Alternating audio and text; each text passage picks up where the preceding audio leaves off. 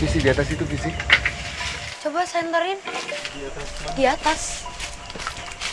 Visi, Oh, hati-hati kan Anda. wow. Nah, jadi bukan teman-teman, sumpah di sini tuh pengap dan mempunyai aroma yang tidak enak.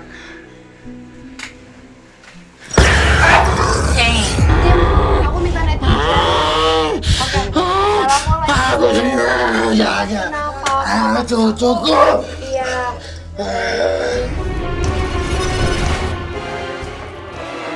Sosok perempuan yang sepertinya dicekuk. Sosok kitab itu semakin dekat. Jadi aku juga nggak ngerti apa yang dia sebabkan sampai akhirnya mungkin itu yang menyebabkan dia merasa kalau dia adalah sosok yang kuat di sini, Fasya. Anak kecil pas dia dari dalam kolam, pas naik kakinya langsung berdarah. Padahal di bawah kolam nggak ada keramik rusak atau apa. Sebenarnya yang membedakan sosok ini dari sosok biasanya yang kita temuin sih, Fasya, karena wajahnya benar-benar hancur. Yang di bawah itu ada wanita cantik pakai selendang merah. Tapi kalau udah jelek katanya mukanya sampai busuk. Dengan rambut yang terurai dan besar, dan dia pakai kebayanya itu kebaya pengantin.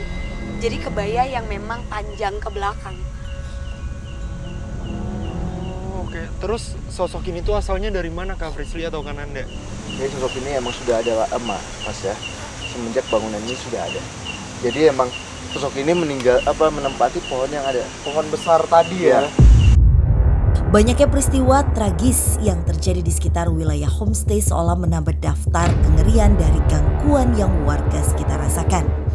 Belum dapat kami pecahkan, namun kini kemunculan sosok nenek yang diyakini menjadi penguasa wilayah homestay malah menambah kisah misteri yang perlu kami ungkap.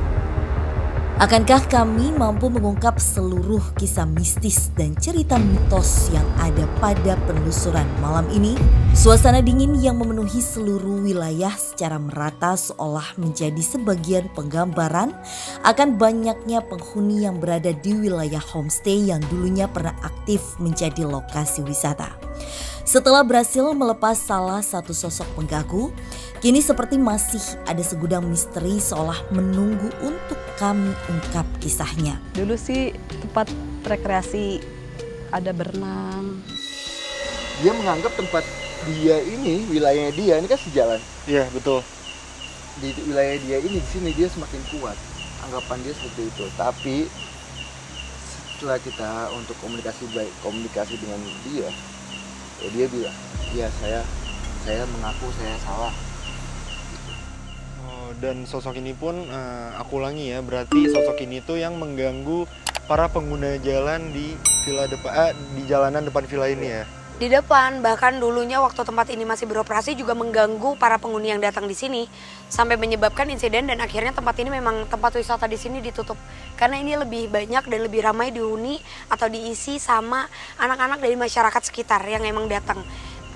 Jadi emang sosok ini sih menurut aku dia sedang menutupi sosok yang terkuat di daerah sini dan kayak yang tadi kan Anda bilang dia merupakan panglima. Karena saat ini di belakang kita rame banget, Fasya. Jadi banyak yang lalu lalang Fasya. Iya. Yang ngeliatin kita sih posisi. Oke, berarti si sosok ini tuh diutus oleh sosok lain. Iya. Ya, Yang notabene itu lebih kuat dari sosok ini. jauh lebih kuat. Jauh lebih kuat. Oke, Kak Nanda, Kak Frisly, berarti kan memang bukan sosok ini ya, sosok terkuat di tempat ini. Iya, Bukan. Ya udah, kita lanjutkan penelusuran kita ya. Ya, boleh. Melanjutkan penelusuran, langkah demi langkah yang kami tempuh menuju lokasi selanjutnya terasa begitu berat karena selalu diiringi dengan banyak sosok penunggu yang menatap dengan penuh amarah. Oke, sebelum kita ngomongin sosok ya Kak Frisly, Kak Nanda. Jadi bangunan ini pada saat memang kan bangunan ini sudah kosong bertahun-tahun ya Kak Frisly, Kak Nanda. Iya. Dan pada saat yang punya itu pergi, bangunan ini tuh sudah dikunci dan kuncinya itu dibawa oleh pemilik tempat ini. Memang ada penjaga di tempat ini tapi hanya sekedar menjaga tempat ini. Bisa dilihat dari bangunannya yang memang. Jadi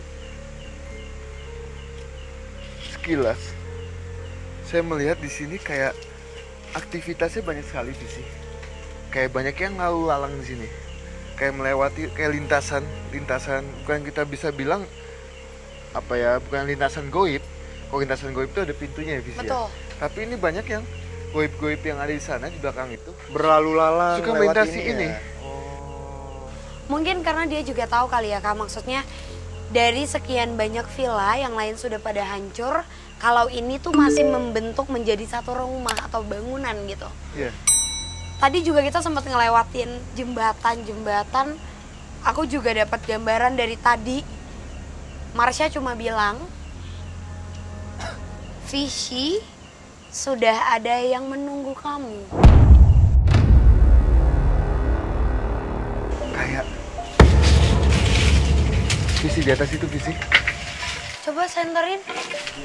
Di atas. Visi, Oh, Hati-hati kan Anda. wow. Nah, jadi di balik kaca ini ada sosok wanita. 3 wanita dan di bawah ada 3 wanita. Ada total ada 6 wanita, Mas ya. Sebentar kan Anda, tapi sosoknya lagi ngapain di sini kan Anda? Ini 3 wanita yang di atas itu di balik kaca ini dengan dia tubuhnya kayak menempel di dinding dengan melihat kita begini.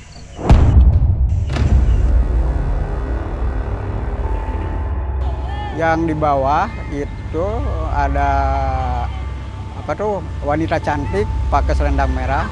Waktu duduk di situ lari sama temen, kayak ada yang manggil gitu. Saya lari, pas nyampe sana kayak ada yang nakis kaki saya, pingsan. Tapi saya nggak tahu kenapa ada satu sosok wanita itu beda dengan yang lainnya. Coba deh Visi, mungkin kamu bisa ngelihat, bisa komunikasi juga Visi dengan sosok wanita itu. Aku agak cemen kali ini karena mungkin ini yang dimaksud sama Marsha kali ya, Fasya. Sosok Tapi aku yang akan sudah coba. menunggu.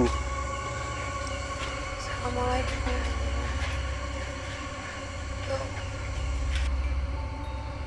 Ini kan Anda.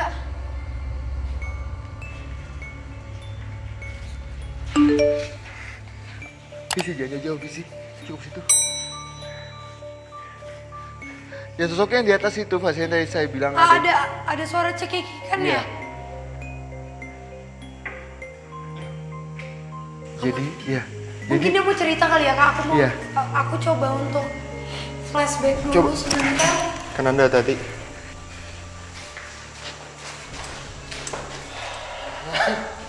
Oke, kan Anda, untuk sekarang ke-6 sosok wanita itu lagi ada di mana? Jadi yang 3 di atas itu sudah mulai ke bawah, Visi. Oh, melewati tangga ini. Melewati tangga itu dengan, Ada suara barusan. iya. Oke, aku coba untuk sampaikan. Tadi kan Anda bilang kalau ada satu sosok yang berbeda dan memang benar. Satu sosok yang berbeda itu adalah korban pembunuhan yang jasadnya juga memang ditemukan di tempat ini. Udah ada di situ, katanya tahu dibunuhnya mah di mana. Itu berbaju merah juga, perawan katanya mah gitu. Dan kelihatan jelas banget sih Fasya, dia menangis. Mereka dari tadi cuma megangin tangan aku kenceng banget. Jadi sebelah sini ditarik, yang sebelah situ juga ditarik, dua-duanya ditarik. Mereka bilang kalau mereka tidak mau. Kalian kenapa? Oke, katanya kami sebenarnya tidak mau ada di sini. Kami berharap kami dilepaskan. Dan sosok yang sendiri itu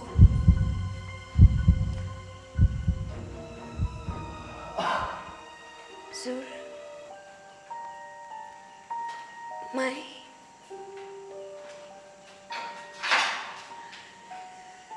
dia penuh dengan amarah. Ini terjadi di jam 8 malam menuju jam 9, jadi belum terlalu larut. Dia adalah sosok perempuan yang sudah pulang ke rumahnya, tapi ingin berjalan mencari sesuatu. Ada suara lagi.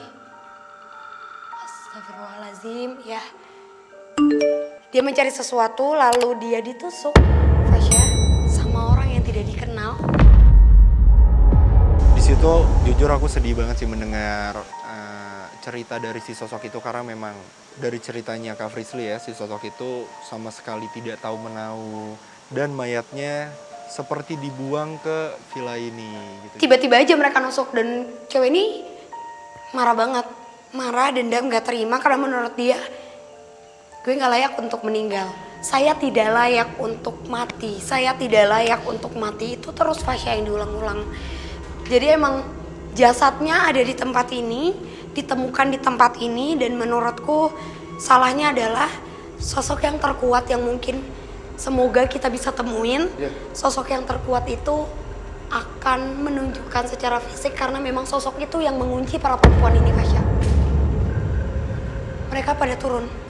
Iya, Mereka jujur, turun dari tangga. Aku mendengar suara seperti langkah kaki mengarah ke sini.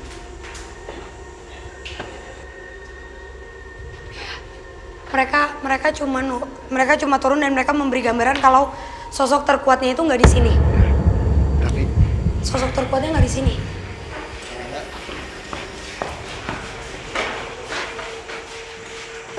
coba, visi, Ada yang nangis ya? Fasya. Ya. Kananda! Kananda! Kananda, hati-hati Kananda. Kananda. Oke, kayaknya kita cari jalan sini kali ya, Kak. Coba. Kananda. Ya. Sepertinya Kananda melihat suatu sosok yang akhirnya membawa kami ke sini. Saya komunikasi. Ada deh Kak Frisly. Saya komunikasi baik-baik sama kamu. Kan Anda pelan-pelan, Kak. Majuan Kananda. Kita mau masuk aja nggak?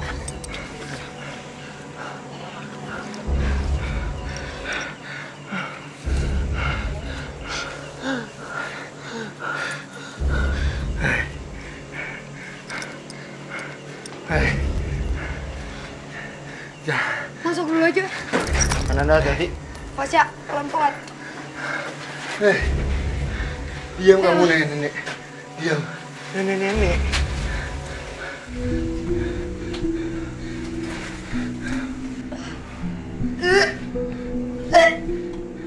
Oke teman-teman, sumpah di sini tuh pengap dan mempunyai aroma yang tidak enak.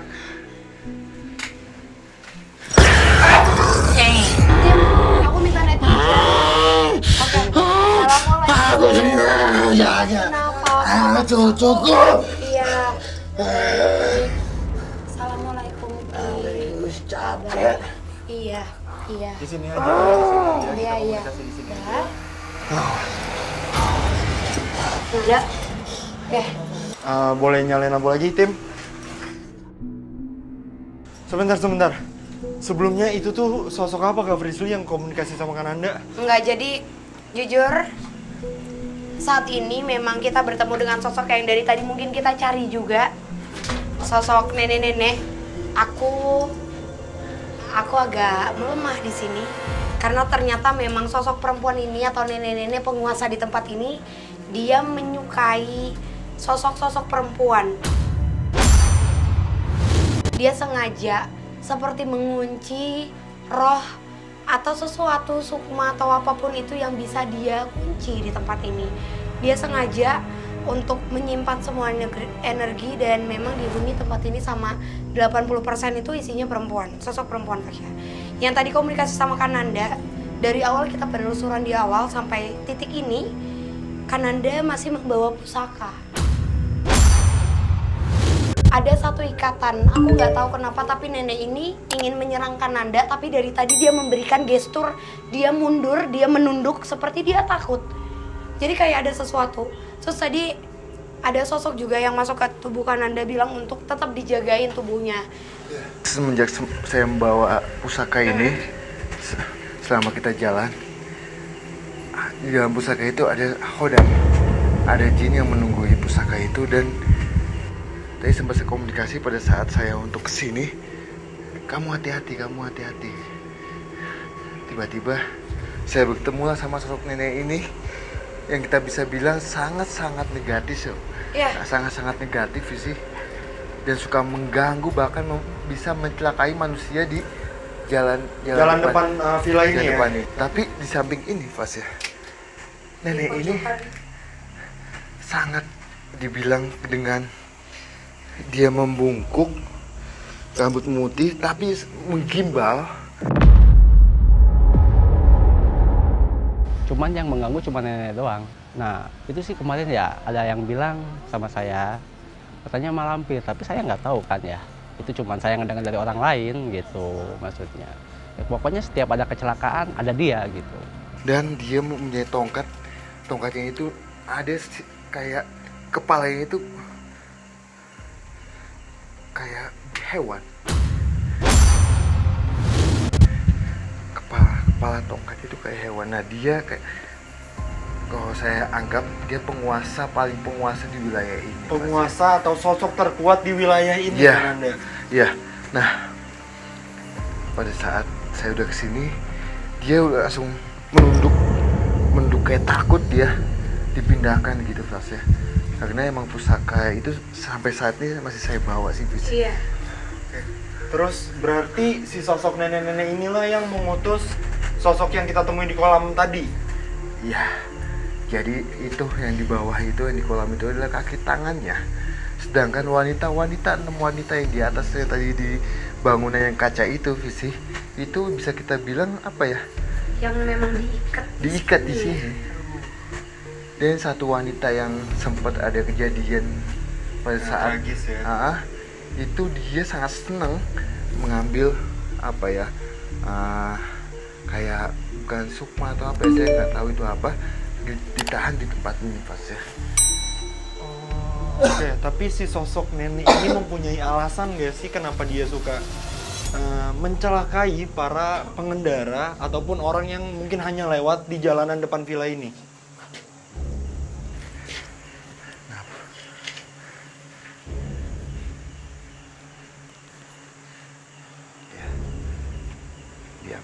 Diam.